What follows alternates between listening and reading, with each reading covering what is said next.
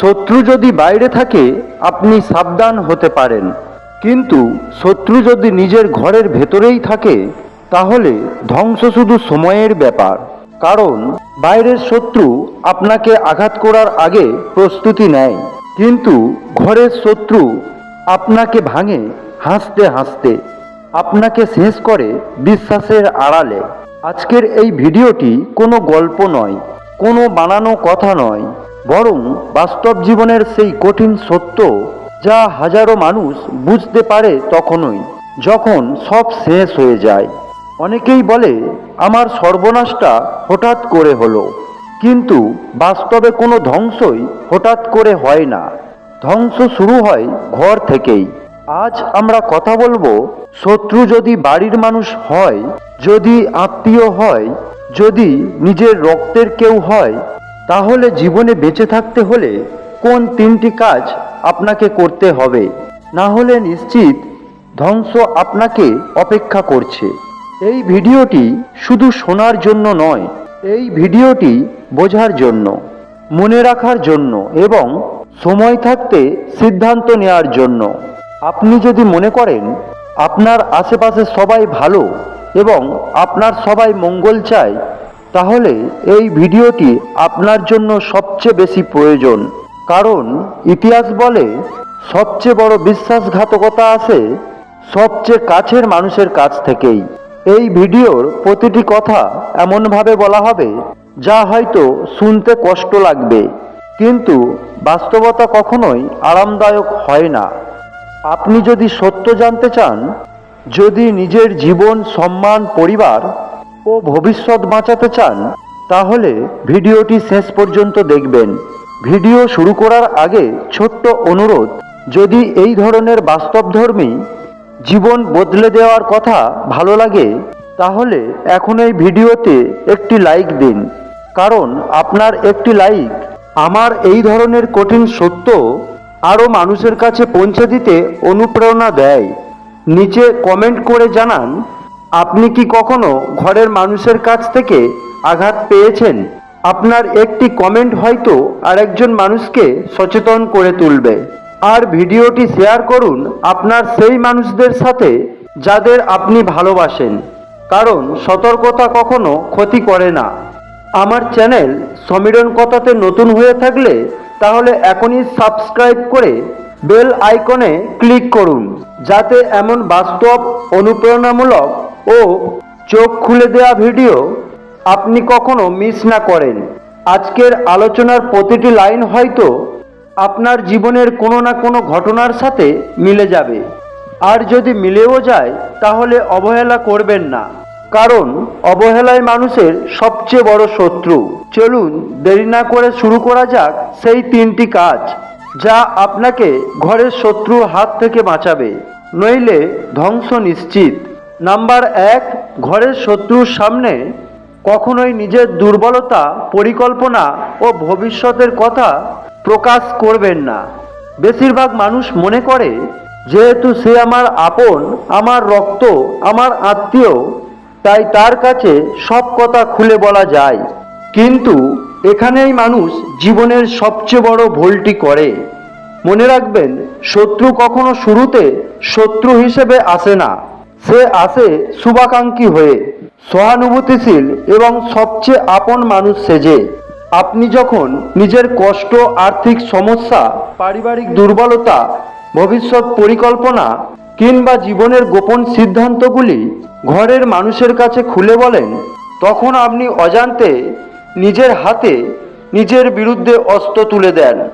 আজ যে মানুষটি আপনার দুঃখ শুনে মাথা নেড়ে সহানুভূতি দেখাচ্ছে, কাল সেই কথাগুলোই আপনার বিরুদ্ধে ব্যবহার করবে যখন তার স্বার্থে আঘাত লাগবে।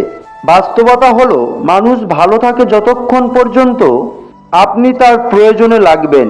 আপনি দুর্বল হলেই সে শক্তিশালী হওয়ার চেষ্টা করে। ঘরের শত্রু সবচেয়ে ভয়ঙ্কর হয়, কারণ সে জানে আপনার কোথায় আঘাত করলে আপনি ভেঙে পড়বেন। আপনার কোন জায়গায় ভয়, কোন জায়গায় লজ্জা, কোন জায়গায় আপনি নরম, এই তথ্যগুলি যদি তার কাছে থাকে, তাহলে সে কখনোই বাইরে থেকে আক্রমণ করবে না, সে ভেতর থেকেই ধ্বংস করবে। অনেকেই বলে, আমি তো শুধু আমার কষ্টটাই বলেছিলাম, আমি তো কাউকে ক্ষতি করিনি। কিন্তু প্রশ্ন হলো, আপনি ক্ষতি করেননি ঠিকই, কিন্তু আপনি নিজের সুরক্ষা ভেঙে দিয়েছেন। জীবনে সব কথা সবাইকে বলা যায় না, বিশেষ করে সেই মানুষদের যাদের সাথে প্রতিদিন ওঠা বসা, যাদের হিংসা করার সুযোগ সবচেয়ে বেশি। আপনি যখন নিজের ভবিষ্যৎ পরিকল্পনা জানিয়ে দেন, তখন ঘরের শত্রু আপনার চেয়ে এক ধাপ এগিয়ে প্রস্তুতি নেয়। কিভাবে আপনাকে আটকে রাখা যায়, কিভাবে আপনার পথে বাধা দেয়া যায়। অনেক সময় সে সরাসরি ক্ষতি করে না, বরং ধীরে ধীরে সে আপনার আত্মবিশ্বাস ভাঙে, আপনাকে ভুল সিদ্ধান্ত নিতে বাধ্য করে, আপনার নাম বদনাম করে, আপনাকে পরিবারের চোখে ছোট করে দেয়। আর সবচেয়ে ভয়ঙ্কর বিষয় হলো, আপনি বুঝতেই পারেন না কখন সে আপনার শত্রু হয়ে গেছে, কারণ সে আপনার সাথেই থাকে, আপনার সাথেই হাসে। তাই জীবনে একটি কঠিন নিয়ম বানান। আপনার দুর্বলতা আপনার ডায়েরিতে রাখুন, আপনার লক্ষ্য আপনার মাথার ভেতরে রাখুন। আপনার পরবর্তী পদক্ষেপ শুধু সৃষ্টিকর্তা জানুক, আর কেউ না। ঘরের মানুষ হোক বা বাইরে, কাউকেই আপনার সম্পূর্ণ মানচিত্র দেখাবেন না, কারণ যুদ্ধক্ষেত্রে যে নিজের মানচিত্র শত্রুকে দেখিয়ে দেয়, তার পরাজয় নিশ্চিত। আপনি যত কম কথা বলবেন, তত কম অস্ত্র শত্রুর হাতে যাবে। মনে রাখবেন, নীরবতা দুর্বলতার চিহ্ন নয়, নীরবতা বুদ্ধিমানের চাল। অনেক সময় দেখা যায় পরিবারের মধ্যেই একজন থাকে যে সব সময় জানতে চায় তোমার ইনকাম কত, ভবিষ্যতে কি করবে, এত চিন্তা করছো কেন, তুমি পারবে না। এই প্রশ্নগুলো আসলে প্রশ্ন নয়, এগুলো হলো তথ্য সংগ্রহের কৌশল। আপনি যদি আবেগে পড়ে সব বলে দেন, তাহলে পরে আর আফসোস ছাড়া কিছুই থাকে না। আজ যারা সফল, তারা এই একটি বিষয়ে খুব শক্তভাবে মানে, নিজের জীবনের গুরুত্বপূর্ণ অধ্যায় সবাইকে পড়তে দেওয়া যায় না। আপনি যত বেশি গোপন রাখতে পারবেন, তত বেশি নিরাপদে থাকবেন। কারণ ঘরের শত্রু কখনো সরাসরি আঘাত করে না, সে অপেক্ষা করে আপনার সবচেয়ে দুর্বল মুহূর্তের জন্য। তাই যদি সত্যিই বাঁচতে চান, যদি নিজের সম্মান, পরিবার, ভবিষ্যৎ রক্ষা করতে চান, তাহলে আজ থেকেই এই সিদ্ধান্ত নিন। ঘরের শত্রুর সামনে আপনি শক্ত থাকবেন, কম কথা বলবেন, আর নিজের দুর্বলতা কাউকে দেখাবেন না। এটাই আপনার প্রথম ও সবচেয়ে গুরুত্বপূর্ণ অস্ত্র।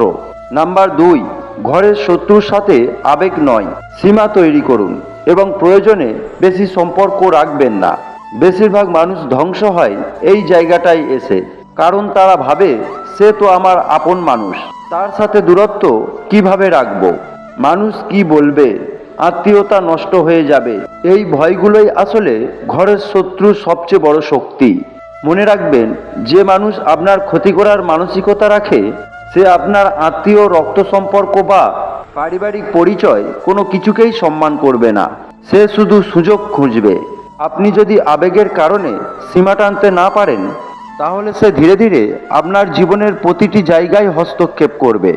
আজ পরামর্শ দেবে, কাল সিদ্ধান্ত বদলাবে, পরশু আপনাকে ভুল প্রমাণ করার চেষ্টা করবে, আর এক সময় আপনার নিজের জীবনটাই আপনার হাতের বাইরে চলে যাবে।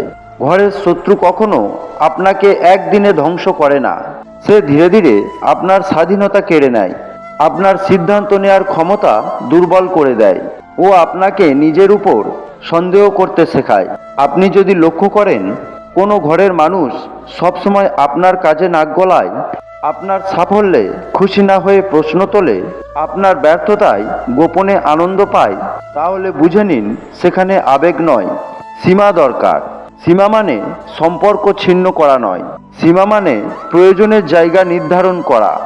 আপনার সংসার, আপনার অর্থ, আপনার সন্তান, আপনার ভবিষ্যৎ, এই জায়গাগুলিতে কার অনুমতি আছে আর কার নেই, সেটা আপনাকেই ঠিক করতে হবে।